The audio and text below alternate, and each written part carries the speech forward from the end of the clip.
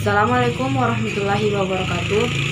Perkenalkan, nama saya Putri Nadia Muslimin dari Prodi Keperawatan. Dalam video ini, saya akan membawakan mata kuliah Bahasa Indonesia dalam materi yang berjudul Kerangka Tulisan dan Jenis-jenis Tulisan. Baik, yang pertama yang akan saya bahas adalah kerangka tulisan dan kedua adalah jenis-jenis tulisan. Apa sih itu kerangka tulisan? Kerangka tulisan adalah suatu rencana kerja yang memuat garis besar suatu tulisan yang akan dikerjakan. Apa saja bagian dari kerangka tulisan? Yang pertama adalah bagian pendahuluan yang meliputi latar belakang, alasan, pembahasan topik, kerangka metode, kerangka teori, dan sistematik penulisan. Yang kedua adalah bagian isi, meliputi menyusun gagasan dan pembahasan secara sistematik. Dan yang ketiga adalah bagian penutup, yang meliputi bagian akhir atau penutup, kesimpulan, bentuk, dalil-dalil, dan sari dari tujuan. Apa manfaat kerangka tulisan dan proses menulis? Tulisan dapat disusun secara teratur, tidak mengalami pengulangan, dan data kasus atau rujukan dengan mudah dapat dicari. Berfungsi sebagai miniatur atau prototipe. Lalu, apa syarat untuk menghasilkan kerangka tulisan yang baik? Di sini kita harus memperhatikan 4 syarat. Yang pertama adalah tesis harus jelas, atau tesis itu adalah pernyataan atau teori yang didukung oleh argumen-argumen untuk dikemukakan. Kedua adalah tiap unit dalam karang hanya mengandung satu gagasan yang akan diuraikan secara tuntas. Yang ketiga adalah pokok-pokok disusun secara logis. Yang keempat adalah setiap unit, baik unit utama maupun unit, menggunakan pasangan simbol yang konsisten. Ya, yang selanjutnya, bagaimanakah langkah-langkah penyusunan kerangka tulisan itu? Yang pertama adalah merumuskan tesis.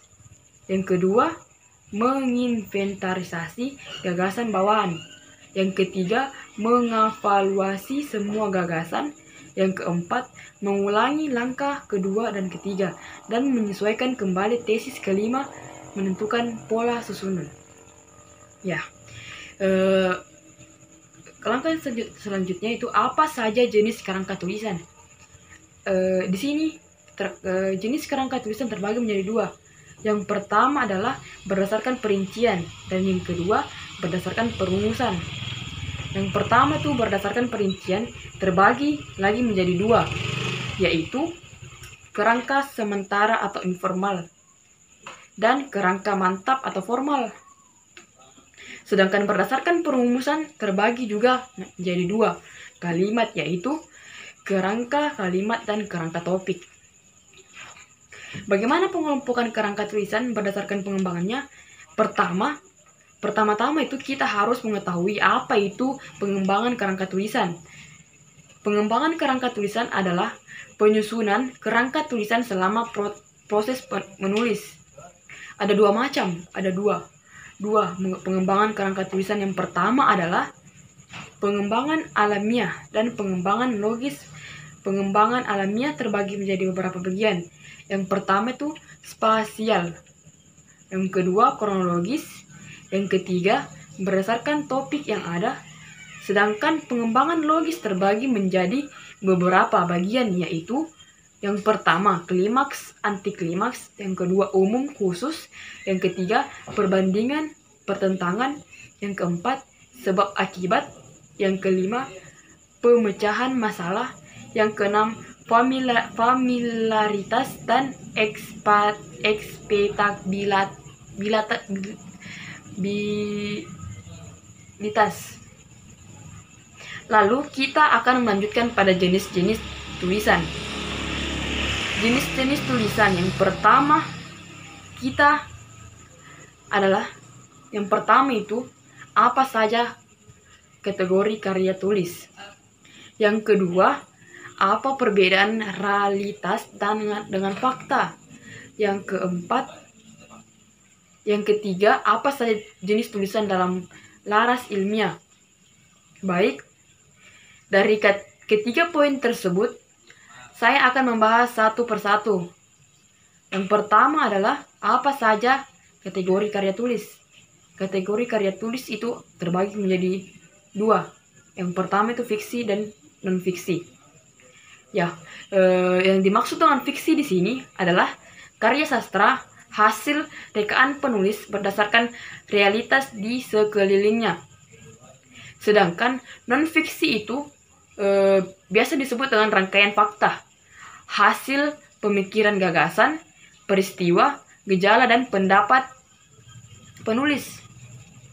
Jadi intinya dari semua apa-apa ini adalah karya tulis ilmiah merupakan karya tulis notifiksi.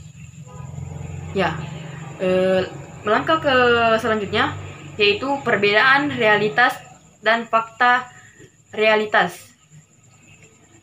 Perbedaan fakta dengan realitas. Yang dimaksud dengan realitas di sini adalah hal yang benar dan dapat dibuktikan kebenarannya, tetapi tidak secara langsung dialami dengan cara penulis, begitu ya. Dan yang kedua itu fakta. Yang dimaksud dengan fakta di sini adalah rangkaian peristiwa atau percobaan yang benar-benar dilihat, dirasakan, dan dialami oleh penulis. Lalu yang ketiga itu adalah apa saja jenis tulisan dalam laras ilmiah. Ini jenis tulisan dalam laras ilmiah ini terbagi menjadi 4. Yang pertama itu eksposisi paparan. Yang kedua, argumentasi bahasa. Yang ketiga, narasi kisahan. Dan yang terakhir ini, deskripsi varian. Baiklah, itulah tadi materi kerangka tulisan dan jenis-jenis tulisan yang dapat saya sampaikan. Dalam video ini, semoga dapat bermanfaat untuk kita. Ya, cukup sekian.